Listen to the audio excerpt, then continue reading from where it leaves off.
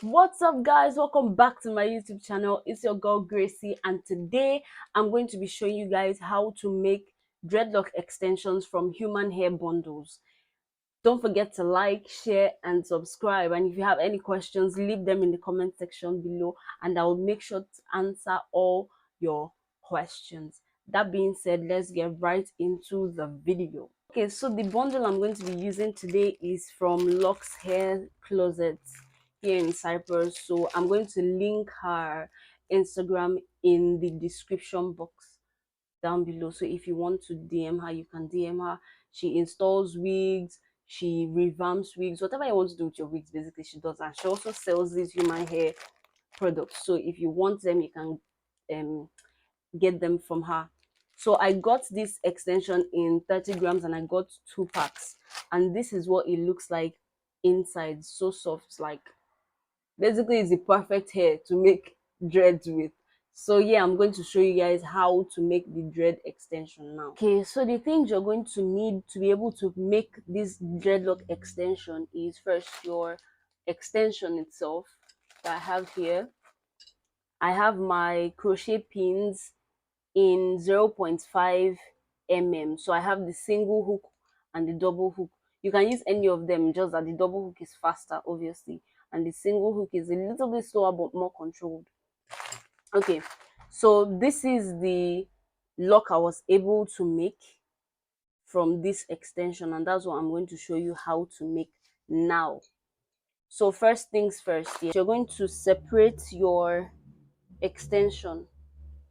You're going to try your possible best not to scatter the extension, but you're going to have to separate it.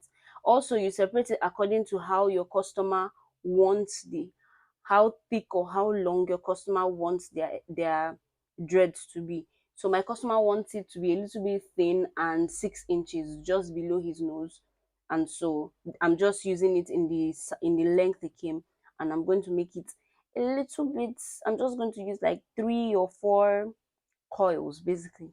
If you can separate them like that, you should separate them like that. Okay, so what I'm going to do now is make sure they are all the same, on the same level at the top where you're going to leave the space to be able to put it in the hair. So this is where I'm going to leave. Now right in the middle there, mind you, your crochet hook, the hook itself is going to be facing, is going to be in your thumb like this here. So the sharp side is going to be facing your thumb. So you're going to put it like that inside, and then you're just going to do this. You're just going to keep doing this motion basically and rolling it clockwise. Because if you don't roll it clockwise, you're going to have a flat dread. So you're going to do that for a while. Be careful not to poke yourself. If you're a beginner, you need to calm down to do this. And when you've done that for a while, you see that you have a lock already here.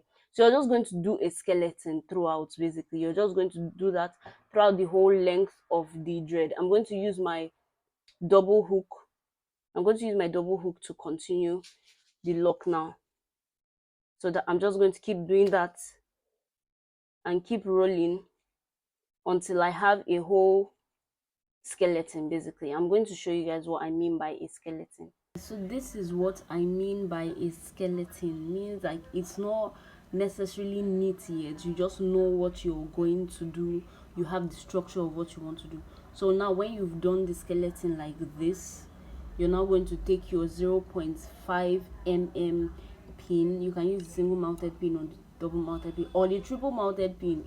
You can use any of them. I don't have the triple mounted pin, and the double mounted pin is faster, so I'm going to use it. So you're just going to repeat the same thing but then make them tighter. Also, you're going to be feeling you're going to be feeling the locks in between your hands, so you know when it has become small or when it's getting tight. Also remember, I said the hook itself, the hooked part is going to be in between is going to be facing your thumb. So you're just going to keep doing that. Basically what you're doing is tangling the hair inside the inside itself. So I'm just going to keep doing that and you can see that it's forming. Okay, when you finish, this is what it's going to look like. You can clean it up again if you want, but I'm satisfied with the way it is. So for you to be, so then the next thing you're going to do is roll it between your palm violently. I mean, don't be too violent, but like just roll it like that, and then it becomes straight. So yeah, that's how to make it. I hope you learned something from this. If you didn't understand anything, please leave in the comment section and I'll explain again. You can pause the video, rewatch it to be able to understand better. But yeah, okay, so for attaching it, you're just going to put the dreadlock extension in between the natural hair, and I'm using my 2-prong needle to crochet it. So you're just going to do the exact same thing you did while making the dreadlock extension to the natural hair. So you're just going to be going back and forth like that.